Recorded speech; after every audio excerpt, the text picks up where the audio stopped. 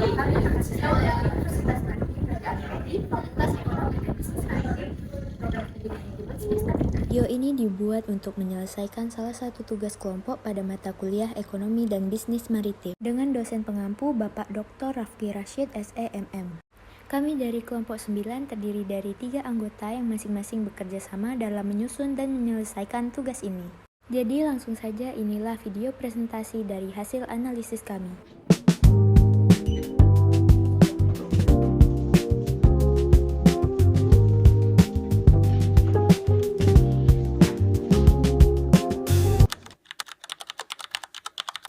Kenalkan, saya Rizky Cahaya Putri dengan NIM 2404020078. Saya Fariandani dengan NIM 2404020051. Dan saya Siti Nur Hidayati dengan NIM 2404020081.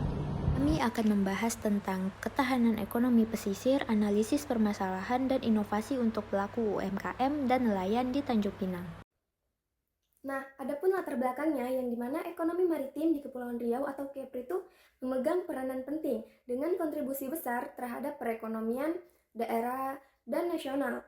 Nah, sektor perikanan dan kelautan itu memberikan sumbangan yang signifikan terhadap produk domestik regional bruto atau PDRB Kepri. Nah, dengan produksi hasil tangkap dan budidayanya itu yang terus meningkat, maka penguatan UMKM, nelayan, dan masyarakat pesisir itu menjadi sangat penting untuk meningkatkan nilai produk laut, lalu ada menjaga keberlangsungan sosial, ekonomi masyarakat pesisir, serta mendorong pertumbuhan ekonomi berbasis ekonomi biru. Nah, di Provinsi Kepulauan Riau ini memiliki wilayah laut yang sangat luas, sekitar 96% dari total wilayahnya. Posisi yang strategis itu di Selat Malaka dan ALK Iwang sebagai jalur perdagangan internasional. Lalu sektor perikanan dan kelautan itu berperan penting dalam PDRB Kepri dan ekonomi nasional. Lalu produksi semester 1 2024 itu tangkapannya itu ada 153.218 ton dan budayanya 17.483 ton, yaitu meningkat 10,6%.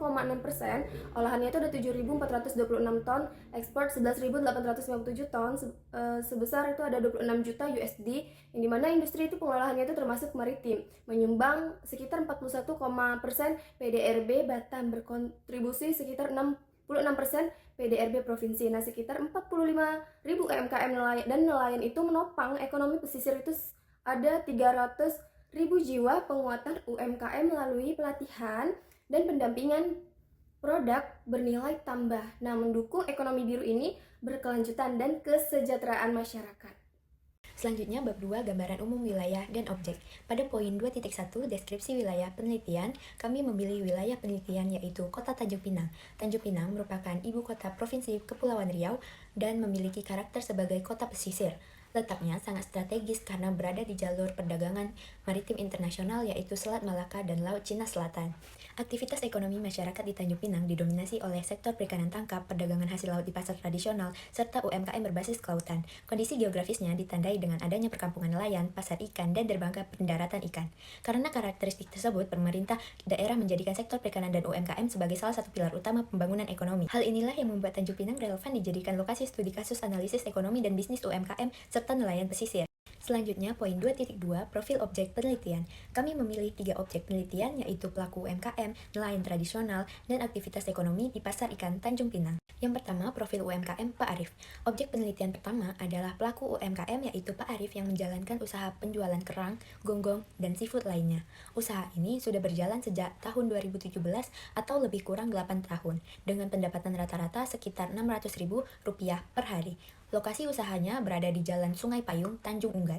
Usaha ini tergolong skala mikro hingga kecil dan dikelola secara mandiri oleh keluarga yang terdiri dari 2-3 orang tanpa karyawan tetap. Tantangan utama yang dihadapi Pak Arif adalah pasokan seafood yang tidak stabil karena sangat bergantung pada cuaca dan hasil tangkapan nelayan.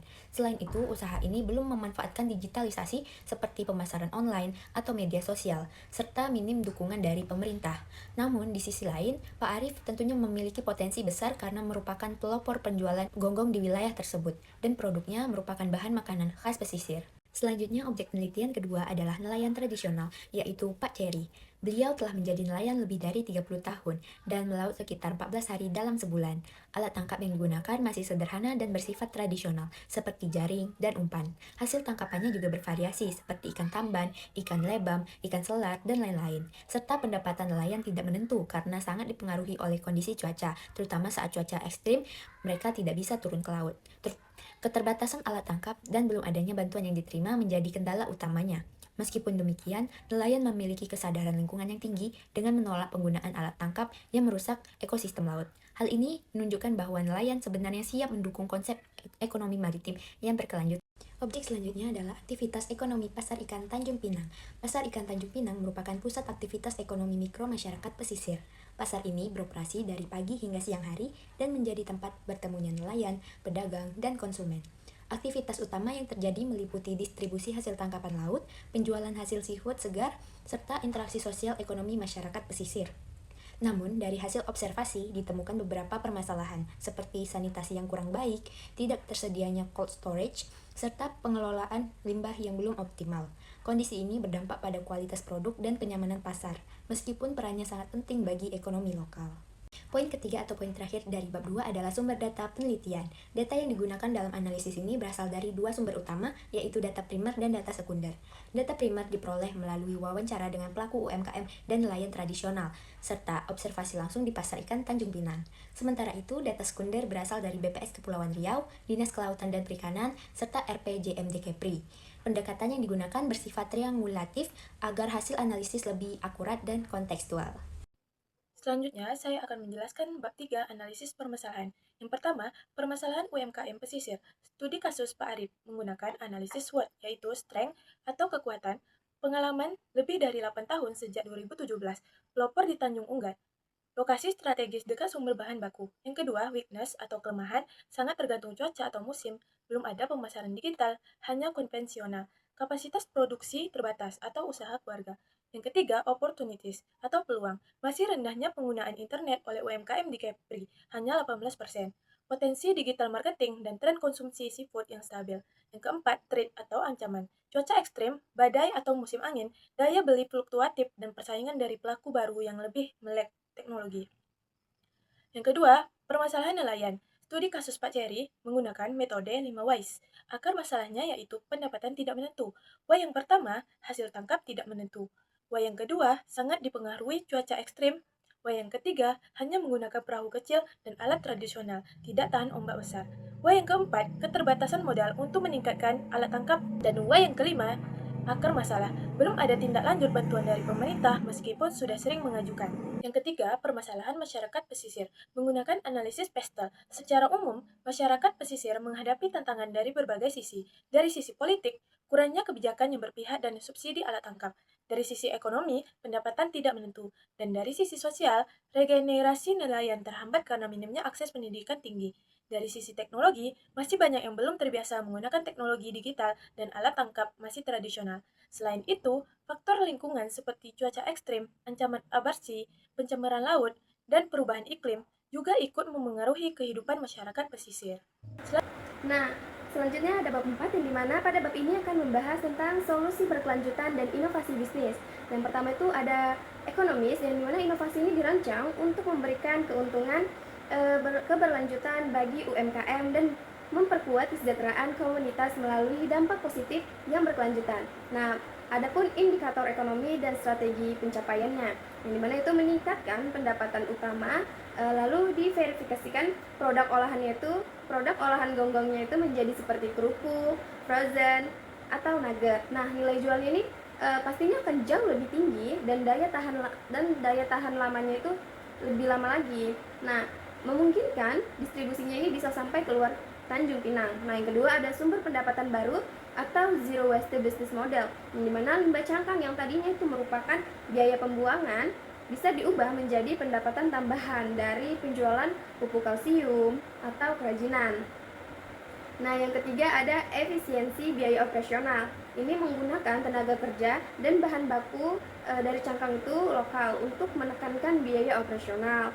Nah, yang terakhir ada branding berkelanjutan, yang dimana ini tuh membangun citra merek sebagai produk ramah lingkungan dan berdaya saing sosial, atau sustainable dan socially responsible, yang dapat menarik segmen pasar premium. Nah, yang kedua ada sosial inklusif, yang dimana sosial ini dirancang untuk melibatkan seluruh warga lokal dan memperkuat kapasitas mereka, khususnya yang berada dalam kerentanan.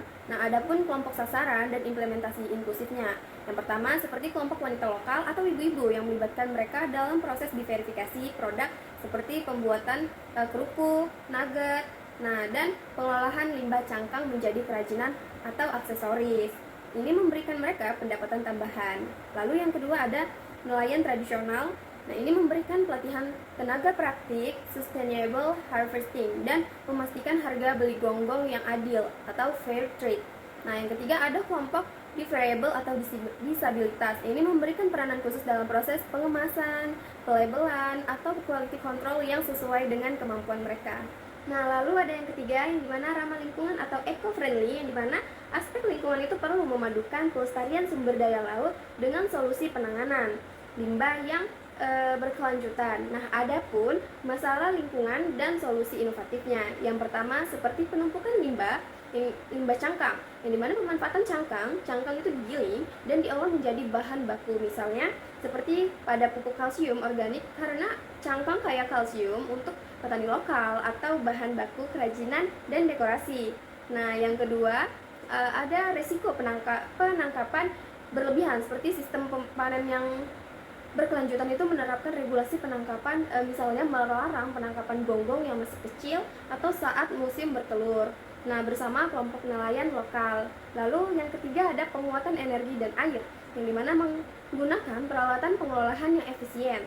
Nah, energi dan menerapkan sistem daur ulang air pada proses pencuciannya. Nah, adapun yang terakhir, yang keempat, yaitu dimana berbasis potensi lokal. Sasaran utamanya itu dengan memanfaatkan gonggong atau seafood laut secara maksimal sebagai kekayaan lokal, sekaligus menyikap potensi yang belum tergarap. Adapun potensi lokal dan inovasinya, ya, seperti yang pertama, daging gonggong. Nah, diverifikasikan produk olahannya itu menjadi seperti gonggong kaleng, gonggong crispy, atau kerupuk, ataupun bisa menjadi gonggong buku siap saji. Nah, untuk memperpanjang masa simpan dan jangkauan pasarnya. Lalu yang kedua itu ada cangkang gonggong. Nah, ini tuh limbah utamanya, yang dimana bisa kita olah limbah cangkang ini yang menumpuk menjadi produk bernilai ekonomi. Lalu yang ketiga ada kearifan lokal, mengintegrasikan teknik pengolahan tradisional itu yang ramah lingkungan dengan kemasan modern. Selanjutnya, bab 5 yaitu sektor potensial dan produk unggulan di Tanjung Pinang. Pertama, dari sisi sektor potensial, Tanjung Pinang memiliki kekuatan utama pada sektor kemaritiman. Hal ini terlihat dari masih dominannya 1. Perikanan tangkap tradisional, yang menjadi sumber mata pencaharian masyarakat pesisir. Jika dikelola dengan pendekatan ramah lingkungan dan peningkatan produktivitas, sektor ini memiliki potensi ekonomi yang besar. Selanjutnya, yang kedua, terdapat industri pengolahan mikro, khususnya pada hasil laut. Produk seperti kerang dan gonggong tidak hanya dijual dalam bentuk segar, tetapi juga diolah menjadi produk beku dan ambon. Pengolahan ini bertujuan untuk memperpanjang masa simpan, meningkatkan nilai tambah, serta memperluas jangkauan pasar. Dan yang ketiga, sektor kuliner dan ekonomi kreatif juga berperan penting. Pengembangan ikon wisata kuliner pesisir, termasuk olahan kerang dan gonggong, serta pemanfaatan limbah cangkang sebagai kerajinan tangan, dapat mendorong pertumbuhan UMKM sekaligus mendukung pariwisata daerah. Kemudian, dari sisi produk UMKM unggulan kemaritiman, terdapat 3 fokus utama. Pertama, produk inovasi, yaitu kerupuk gonggong, sambal kerang, dan seafood beku, atau frozen seafood, yang memiliki potensi pasar luas. Kedua, produk olahan tradisional, seperti ikan asin premium dan abon ikan, yang tetap diminati namun dikemas lebih modern. Ketiga, target pengembangan, yaitu meningkatkan nilai tambah produk agar mampu bersaing luar daerah melalui kemasan modern dan promosi digital. Berikutnya saya akan membahas bab 6 yaitu kesimpulan dan rekomendasi. Adapun kesimpulan dari video presentasi kami kali ini adalah berdasarkan analisis yang telah kami lakukan, dapat disimpulkan bahwa UMKM dan nelayan pesisir di Tanjung Pinang memiliki potensi ekonomi yang besar, khususnya dari produk lokal seperti gonggong, kerang, dan seafood. Namun potensi tersebut belum dimanfaatkan secara optimal, karena mereka masih menghadapi berbagai tantangan struktural dan eksternal, seperti fluktuasi pendapatan, keterbatasan alat tangkap, rendahnya pemanfaatan teknologi digital, dan minimnya dukungan dari pemerintah. Selain itu, Pasar Ikan Tanjung Pinang juga menjadi pusat ekonomi mikro yang penting, tetapi masih membutuhkan perbaikan infrastruktur dan sanitasi. Oleh karena itu, penguatan ketahanan ekonomi pesisir membutuhkan pendekatan yang berkelanjutan, inklusif, dan berbasis potensi lokal. Selanjutnya bagian rekomendasi. Adapun rekomendasi yang diajukan dalam presentasi ini terdiri dari beberapa poin utama. Yang pertama, penerapan bisnis model kanvas atau BMC untuk UMKM Pak Arief agar usaha tidak hanya bergantung pada penjualan langsung, tetapi juga mampu menjangkau pasar yang lebih luas melalui digitalisasi. Di sini sudah kami buatkan tabel BMC untuk usaha Pak Arief. Yang pertama ada customer segment atau segmen pelanggan. Usaha Pak Arief menyasar 3 kelompok utama, yaitu yang pertama konsumen lokal di Tanjung Pinang yang mencari seafood segar dengan harga yang terjangkau. Lalu yang kedua wisatawan domestik yang tertarik mencoba kuliner khas pesisir seperti gonggong. Dan yang terakhir atau yang ketiga, pedagang seafood eceran yang membeli dalam jumlah besar untuk dijual kembali. Selanjutnya ada value proposition atau proposisi nilai. Nilai utama yang ditawarkan Pak Arief adalah produk seafood segar khas pesisir seperti kerang, gonggong, kepiting, dan lain-lain dengan harga yang kompetitif. Selain itu, karena beliau adalah pelopor penjualan gonggong di wilayahnya, usahanya memiliki keunikan tersendiri. Kedepannya, nilai tambah bisa ditingkatkan melalui produk olahan dan kemasan yang menarik. Selanjutnya ada channels atau saluran distribusi. Penjualan saat ini dilakukan secara langsung di kedai kecil milik Pak Arief. Namun ada peluang besar untuk memperluas saluran distribusi melalui digital seperti WhatsApp, bisnis, Instagram, dan platform lainnya. Dengan digitalisasi, jangkauan pasar bisa lebih luas dan tidak hanya bergantung pada pembeli yang datang langsung. Poin keempat ada customer relationship atau hubungan pelanggan. Hubungan pelanggan dibangun secara personal, terutama dengan pelanggan tetap yang sudah percaya pada kualitas produk Pak Arief. Namun, kedepannya hubungan ini bisa diperkuat dengan testimoni online, interaksi di media sosial, dan layanan pesan antar. Poin kelima dari BMC ini ada key activities atau aktivitas utama. Aktivitas utama dalam bisnis ini adalah melaut atau membeli hasil laut, membersihkan dan menyiapkan produk, serta menjual langsung ke konsumen. Potensi pengembangan kedepannya adalah pengemasan produk, promosi digital, dan diversifikasi olahan seperti kerupuk gonggong atau seafood beku. Yang keenam ada key research atau sumber daya utama. Sumber daya utama Pak Arief meliputi perahu dan alat tangkap sederhana, lapak jualan, meja es untuk menjaga kesegaran, serta tenaga kerja dari keluarga. Jaringan dengan nelayan lokal juga menjadi aset penting untuk menjaga pasokan bahan bakunya. Poin ketujuh ada key partnership atau kemitraan kunci. Saat ini Pak Arief bermitra dengan nelayan lokal dan pengepul atau bahkan mencari sendiri. Namun, kedepannya kemitraan bisa diperluas dengan dinas UMKM, koperasi, komunitas kuliner, dan perguruan tinggi untuk pelatihan, promosi, dan pengembangan produk. Lalu poin ke-8 ada cost structure atau struktur biaya. Biaya utama dalam usaha ini adalah operasional melaut seperti bensin dan umpan, serta pembelian es batu dan perawatan alat. Jika usaha berkembang, akan muncul biaya tambahan untuk kemasan, promosi digital, dan pengembangan produk olahan. Dan yang terakhir ada poin revenue streams atau sumber pendapatan. Pendapatan utama berasal dari penjualan harian seafood segar. Namun ada potensi besar untuk menambah pendapatan dari produk olahan seperti kerupuk gonggong, sambal seafood, atau seafood beku yang bisa dijual ke luar daerah. Dengan BMC ini, kami ingin menunjukkan bahwa usaha Pak Arief memiliki fondasi yang kuat dan peluang besar untuk berkembang. Dengan dukungan pelatihan, digitalisasi, dan kemitraan strategis, usaha mikro seperti ini bisa naik kelas dan berkontribusi lebih besar terhadap ekonomi pesisir khususnya di Tanjung Pinang. Lalu, rekomendasi kedua ada program pemberdayaan UMKM. Program ini dirancang untuk meningkatkan kapasitas pelaku usaha secara menyeluruh, yang terdiri dari pelatihan terpadu, mencangkup manajemen usaha, pengolahan hasil laut, pemasaran digital, dan literasi keuangan. Lalu ada inkubasi usaha dengan membantu UMKM mengembangkan produk olahan dan kemasan yang menarik dengan pendampingan dari perguruan tinggi atau dinas terkait. Dan yang ketiga ada sertifikasi produk seperti PRT, halal, dan label mutu. Ini penting untuk meningkatkan kepercayaan konsumen dan memperluas akses pasar terutama di luar daerah. Selanjutnya rekomendasi ketiga ada kemitraan strategis. Kemitraan lintas sektor sangat penting untuk menciptakan ekosistem usaha pesisir yang saling menguatkan. Yang pertama, ada perguruan tinggi berperan dalam riset, pelatihan, dan pendampingan UMKM. Yang kedua, ada pemerintah menyediakan regulasi, bantuan, alat, dan akses permodalan. Yang ketiga, ada UMKM sebagai pelaku utama dan penerima manfaat langsung dari program. Dan yang terakhir, industri termasuk koperasi, distributor, dan platform digital sebagai mitra pemasaran dan distribusi. Tujuan utama dari kemitraan ini adalah menciptakan keberlanjutan dan mempercepat pertumbuhan ekonomi pesisir. Lalu rekomendasi yang keempat ada roadmap 1-3 tahun. Strategi pengembangan disusun bertahap agar sesuai dengan kapasitas pelaku usaha dan kondisi lokal. Yang dimana tahun 2026 berfokus pada pelatihan dan digitalisasi dengan kegiatan pelatihan digital, bantuan alat tangkap, pembentukan koperasi. Tahun 2027 berfokus pada inovasi dan branding dengan diversifikasi produk, pengolahan limbah, dan penguatan merek lokal. Lalu pada tahun 2028 berfokus pada ekspansi dan kemitraan dengan kegiatan ekspansi pasar luar daerah, pengembangan wisata, dan kuliner pesisir. Lalu rekomendasi kelima yaitu dampak yang ditargetkan. Program ini diharapkan memberikan dampak nyata dan berkelanjutan seperti peningkatan pendapatan masyarakat pesisir, terciptanya lapangan kerja lokal, produk maritim lokal lebih berdaya saing, ketahanan ekonomi pesisir yang lebih kuat dan mandiri, serta munculnya UMKM baru berbasis potensi laut.